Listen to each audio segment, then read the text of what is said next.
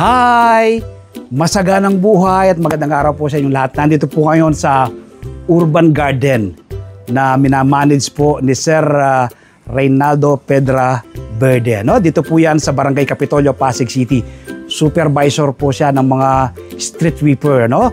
Yung pong nakikita ninyong kaya malinis po yung lungsod ng Pasig. Sila po yung may gawa, yung team po ni Sir Reynaldo. Meron po siyang 24 na tauhan. Hati po sila ng kanyang partner, no?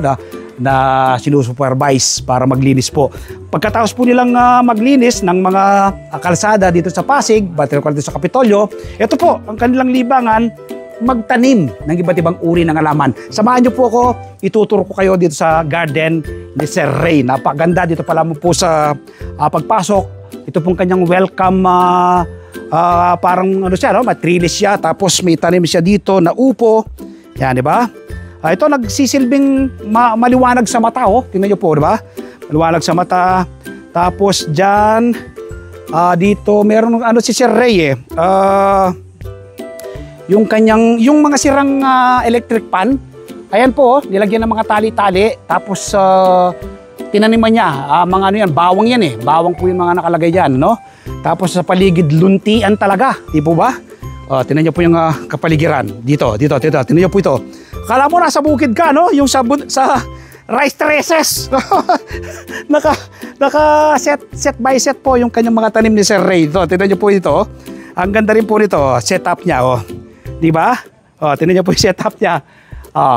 Ito po, patola ito Patola, no? Nag-start ng flowering niya at magkakaroon niya susunod na bunga. Ito naman, luyang dilaw.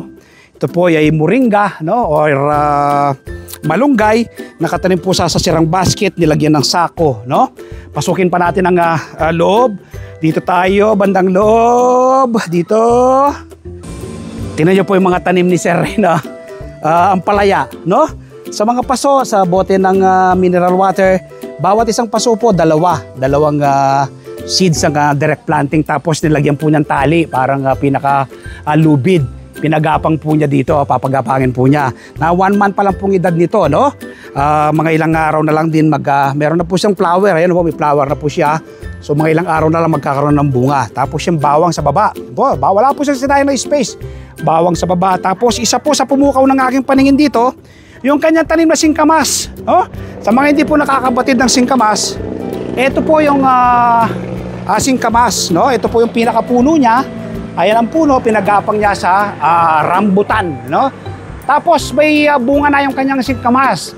Sabi ni Sir Ray, kapag po yung bunga ng singkamas na yan, naging itim na, no? Yung seeds niya, may laman na daw po yung singkamas. So ganun po pala yung singkamas, ano? Malalaman mo na may laman na kapag pwede nang itanim yung seeds niyan. Tapos sa rambutan po yung taas na ito, matatamis daw po yung bunga ng rambutan na yan, doon niya pinagapang. Sa baba po niyan, makikita nyo naman po yung kanyang mga tanim na kamote. Kita nyo po, grabe yung kanyang mga talbos ng kanyang tanim na kamote. Sa talbos pa lamang panalo na, bonus pa yung laman ng kamote. Sa gilid ng kamote ay meron po siyang mga tanim na gabi. Gaganda ng setup ni Sir Ray. Ikot pa tayo dito. Ito yung mga galon-galon na to. Ano po niya ito kapag po umulan, iipon po siya ng tubig para tubig ulan para ipandilig sa kanyang mga tanim na halaman. Yan, mga patapon na bagay ay pwede pong mapakinabangan sa garden. Nakaka-amaze po, no? Nakaka-inspire po itong ganitong luntiang garden, ano? Dito po yan sa Pasig City. Invite ko po kayo this coming Sunday. Panoorin po ninyo ang aming TV show na Masaganang Buhay. Tiyak po, ma-inspire kayo, ma-educate, ma-motivate kayo sa pagtatanim kapag napanood po ninyo si Sir Ray, ano? Napapanood po yung aming TV show na Masaganang Buhay alas 7 hanggang alas 8 ng umaga sa 1PH Signal TV, Channel 1 ng TV5 na papanood din po sa RPTV, YouTube at Facebook. Kapag araw lang po ng Martes, umaga po kayo ng kopya ng Filipino Star ngayon. Meron po akong column dyan Isinusulat ko po sa aking column ang iba't ibang do-it-yourself tips at iba pang sikreto sa pagsasaka.